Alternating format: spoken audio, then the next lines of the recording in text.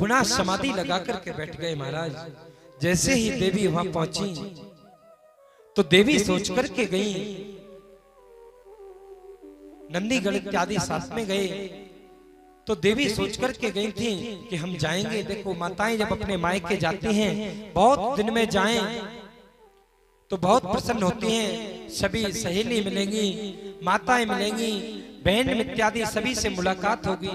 तो आज मन में विचार करके जा रही है। लेकिन महाराज चली जा रही हैं तो गोस्वामी तुलसीदास जी महाराज ने सुंदर भाव में वर्णन किया है कि आबत ही हर से नहीं, नैनन नहीं सने, तुलसी जहां न जाइए चाहे कंचन बरसे में, आबत ही हर से नहीं, नैनन नहीं सने, तुलसी जहां न जाइए चाहे कंचन बरसे में। महाराज ऐसी जगह नहीं जाना चाहिए जहां पर मान सम्मान ना हो, चाहे वहां पर महाराज सोना क्यों नहीं बरस रहा हो, वहां नहीं जाना चाहिए। देवी जैसे ही पहुंची महाराज, जाकर के जैसे ही देखा महाराज बहन मिलती हैं, मिलकर के, क्योंकि उन्होंने कह दिया था कि उन शिवद्रोही से कोई भी उस सती से भी मतलब मत रखना। और उसके बाद में देखा महाराज सादर भली मिली एक माता, भगनी मिली बहुत मुस्कान, सादर भली मिली एक माता, भगनी मिली बहुत मुस्कान।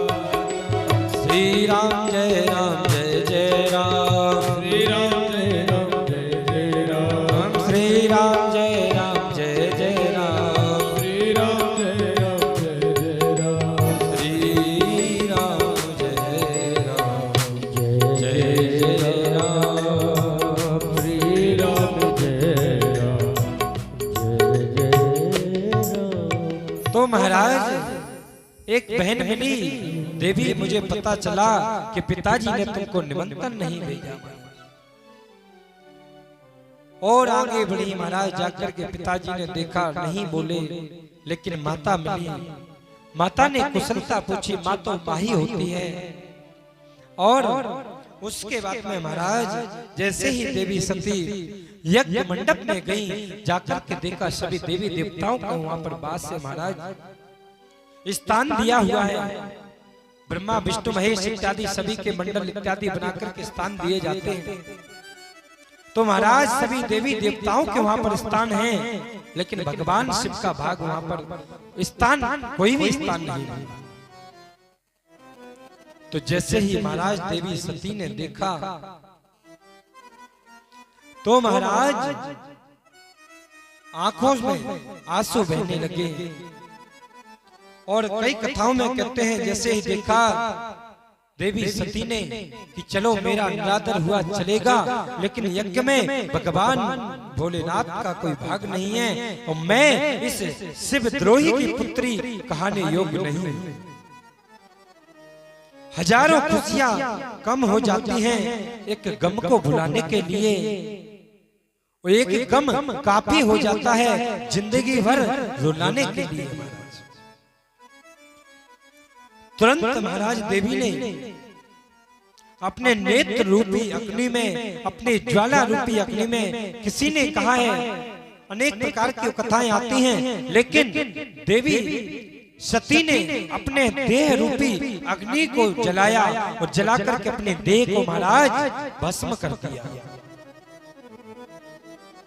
और जैसे ही पता चला कि महाराज देवी सती ने अपना शरीर जला दिया, महाराज देह रूपी अग्नि में जला करके भस्म कर दिया। महाराज नंदीश्वर गण इत्यादि थे महाराज चिल्लाने लगे, मारने लगे और पकड़ के महाराज पटकने लगे।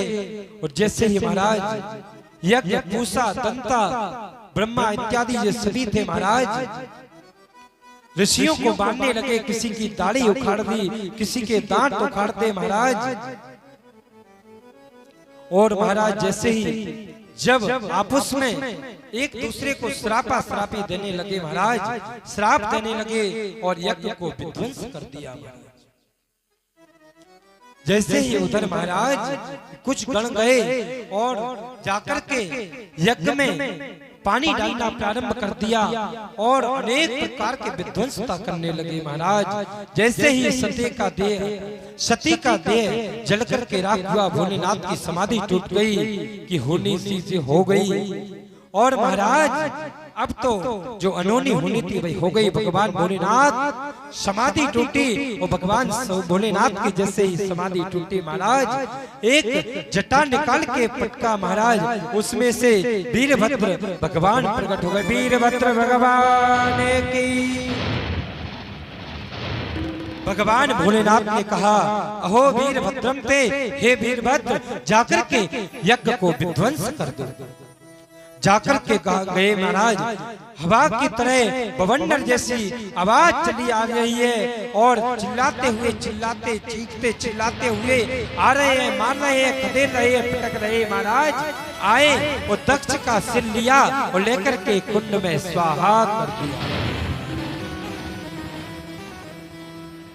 अब तो महाराज जो ऋषि मुनि थे सभी भगने लगे, इधर उधर पकड़ के मारने लगे। और सुंदर जब सभी देवी देवता दौड़े दौड़े भगवान भोलेनाथ के पास आए, वो भगवान भोलेनाथ के पास आकर के कहते हैं कि हे भगवान भोलेनाथ, चारों तरफ त्राही त्राही हो गई, अब आप ही इससे हमारी रक्षा कर सकते हैं। सभी देवी देवता और ऋषि मुनि जो थे भगवान भोलेनाथ के पास में आकर के भोलेनाथ से प्रार्थना करते हैं कि हे भोलेनाथ, हमारे इस यज्ञ के आप संपन्न कराओ, हमसे बहुत बड़ा अपराध हो गया है। तो महाराज सुंदर भाव में प्रार्थना कर रहे हैं कि कह रहे हैं भोलेनाथ से सुंदर, तो आइए हम और आप भी सबके साथ में मिलकर के भोलेनाथ का ध्यान करते हैं। बड़े भाव में सुंदर भजन को श्रवण करेंगे।